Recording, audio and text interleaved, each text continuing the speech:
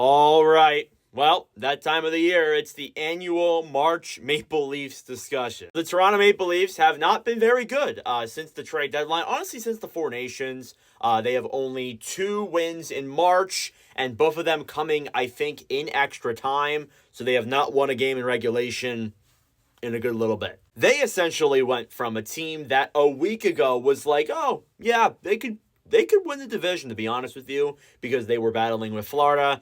And now they don't have home ice advantage. Yes, they are tied with Tampa, and Ottawa's just 4 points behind.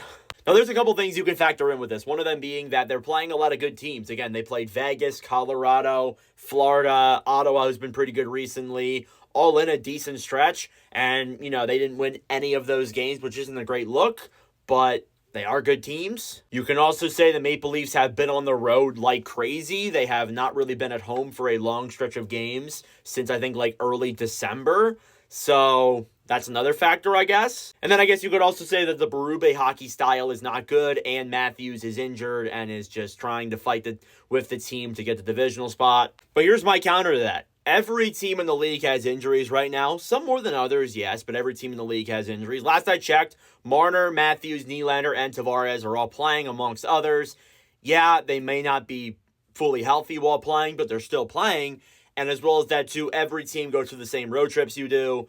And every team plays good teams, including good teams. This is a really big playoffs for the Maple Leafs. If they don't show any progress, I think there's a pretty good chance we're going to see Shanahan fired, and probably more, to be honest. You have Mitch Marner looming over everything of the possibility of him leaving in free agency, even though he said repeatedly he wants to be in Toronto, he wants to stay in Toronto.